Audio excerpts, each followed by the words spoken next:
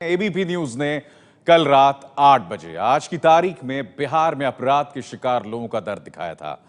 लेकिन कार्यक्रम देखने से पहले सिर्फ प्रोमो देखकर ही दिल्ली के मुख्यमंत्री अरविंद केजरीवाल ने एबीपी न्यूज पर सवाल उठा दिए थे। कहा कि मोदी विरोधी ताकतों को निशाना बना रहा है एबीपी न्यूज।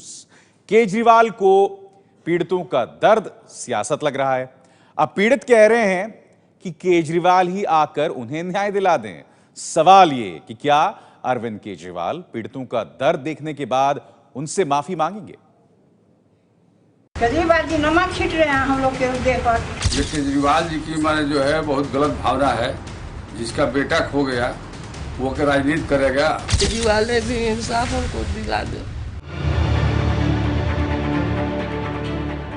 ये वो लोग हैं जिनके घर बिहार में अपराधियों ने उजाड़ दिए और लंबे अरसे से ये इंसाफ का इंतजार कर रहे हैं। लेकिन इन लोगों के दर्द को दिल्ली के मुख्यमंत्री अरविंद केजरीवाल ने राजनीति से जोड़ दिया है।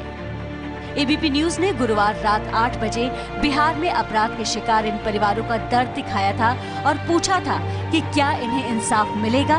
केजरीवाल ने बिना खबर देखे ही ट्वीट करके एबीपी न्यूज पर मोदी विरोधी ताकतों को खत्म करने का आरोप लगा दिया। अब यही परिवार कह रहे हैं कि उन्हें इंसाफ चाहिए, केजरीवाल ही आकर न्याय दिला दे। केजरीवाल हमको कर दे सके इंसाफ हम चाह रहे हैं। हाथ जोड़ रहे हैं। अब तक कुछ नहीं मेरा हुआ। चच्चर को हत्या हो गया। हमारे पुत्र को हत्या हो गया। हम अपना दुख दर्द सुना रहे हैं और केजरीवाल जी कहते हैं कि बिहार में राजनीति होता है। यह तो केजरीवाल जी नमक छीट रहे हैं। दूसरी बात, हम न्याय के लिए भटक रहे हैं। हमको न्याय चाहिए। एबीपी न्यूज पर यदि हमको न्याय मिलता है तो इससे आपको क्या दिक्कत है? यहाँ नीतीश जी की सरकार हो, लालू जी की सरकार हो, मोदी जी की सरकार हो, चाहे केजरीवाल जी की सरकार हो, सरकार किसी का हो, हमें तो न्याय के हम भूखे हैं। पीड़ित ही नहीं, केजरीवाल के राजनीतिक विरोधी भी उनसे सवाल पूछ रहे हैं। सार्वजनिक पद पर और ऊंचे पद पर आसीन किसी भी व्यक्ति को ये शोभा नहीं देता कि किसी चैनल विशेष को टारगेट बना करके उस पर टिप्पणी की जाए। उनके पास और बहुत सारी जिम्मेवारियां हैं। कहाँ उनके पास इतना समय और ऊर्जा है कि वो चैनल विशेष का ही ध्यान रखे। एबीपी न्यूज़ ने जो न्यूज़ चलाई है और जो लोग वहाँ पर पीड़ित हैं उनकी पूरी दिशा और दृश्य सब दिखाई है, तो उसका खुद बिहार के चीफ मिनिस्टर नीतीश कुमार ने संज्ञान लिया और आपके रिपोर्टर से ये भी कहा कि हम इन सब मामलों को देख रहे हैं और हम इंसाफ दिलाएंगे। उन्होंने तो इस तरह से रिएक्ट नहीं किया जिस तरह केजरीवाल तो मान ना मान मैं तेरा मेहमान।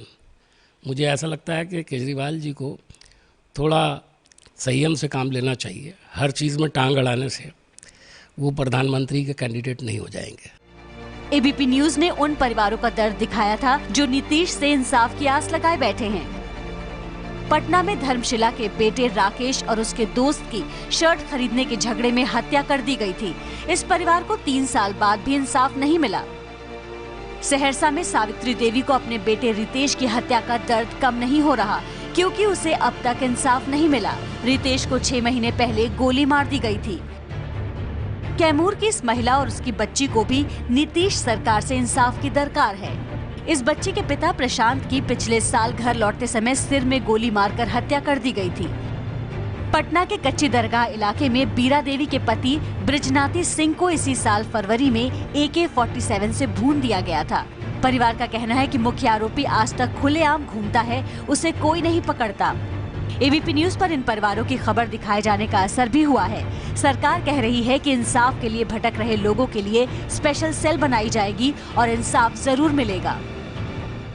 निस्संदेह पुलिस इस मामले को अंतिम अंजाम तक पहुंचाएगी और पुलिस जो विक्टिम है उनके परिजनों के साथ अंतिम समय तक, जब तक सारी गवाही और केस का निपटारा नहीं हो जाता है, वो पाएंगे कि पुलिस उनके साथ सहयोग करेगी और उनको गवाह हैं उनको पुलिस के काम से कालांतर में निश्चित रूप से संतुष्टि होगी। एबीपी न्यूज पर रिपोर्ट दिखाए जाने के बाद बिहार सरकार तो हरकत में आई है, लेकिन केजरीवाल को इसमें राजनीति नजर आ रही है।